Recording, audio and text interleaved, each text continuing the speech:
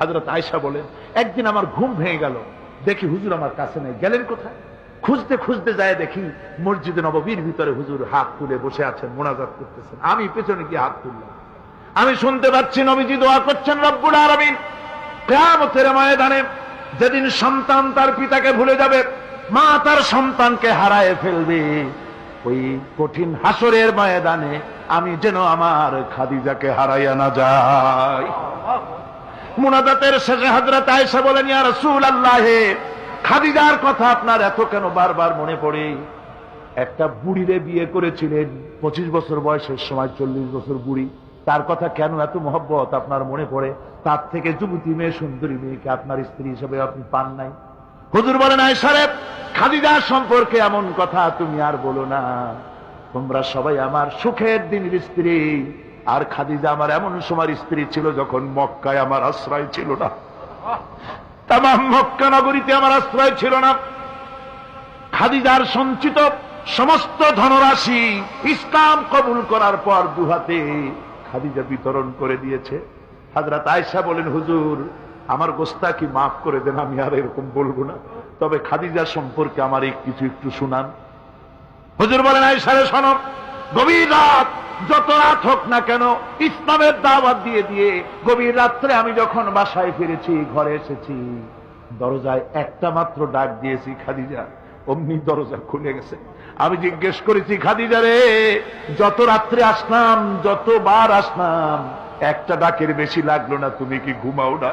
হযরতে খাদিজা বলেছেন, ইয়া রাসূলুল্লাহ, আমার মনের ভিতরে ভয় থাকে, আল্লাহর রাসূল দ্বীনের খেদমতে বাইরে আছেন, আমি যদি আরামে বিছানায় ঘুমায় থাকি আর নবীজি দরজার কাছে দাঁড়াইয়া আমারে ডাকাডাকি করবেন, উঠতে যদি দেরি হয়ে যায় নবীজির সঙ্গে বেয়াদবি হয়ে যাবে, এই মনে করে আপনি না আসা পর্যন্ত দরজার সাথে পিঠ লাগাইয়া আমি দাঁড়াইয়া দাঁড়াইয়া ঘুমাই।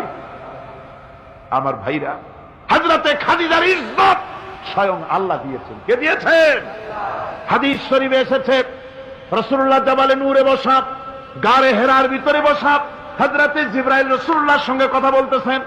একটু পরে হযরতে জিবরাইল বলেন, ইয়া রাসূলুল্লাহ, আমি আর এখানে বসবো না, আমি এখন চলছি। আমি দেখতে পাচ্ছি খাদিজা আসতেছে আপনার জন্য খাবার নিয়ে।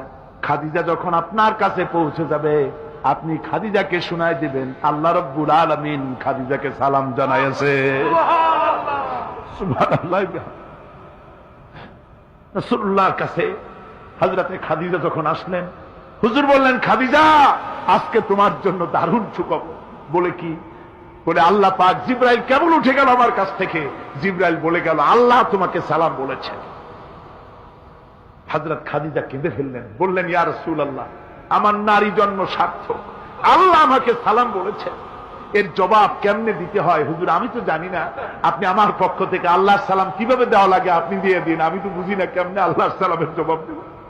হুজুর বললেন, খাদিজা, শুধু আল্লাহ নয়, জিবরাইলও তোমাকে সালাম বলে গেছে।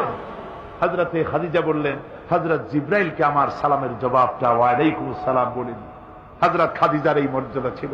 আমার ভাইরা, রাসূল পাক সাল্লাল্লাহু আলাইহি ওয়াসাল্লাম এভাবে মহব্বত করেছেন স্ত্রীদেরকে। সুতরাং স্বামী স্ত্রীর মহব্বত আল্লাহর জান্নাতি নিয়ামত। কি নিয়ামত? যে ঘরের মধ্যে স্বামী স্ত্রীর মধ্যে মিল মহব্বত আছে, এটা বেহেশতের মতো, আর যেখানে মিল মহব্বত নাই, এটা জাহান্নামের মতো। ঠিক কি? সুতরাং মহব্বত করুন, বেশি বেশি স্যাক্রিফাইস করুন, বেশি বেশি স্যাক্রিফাইস।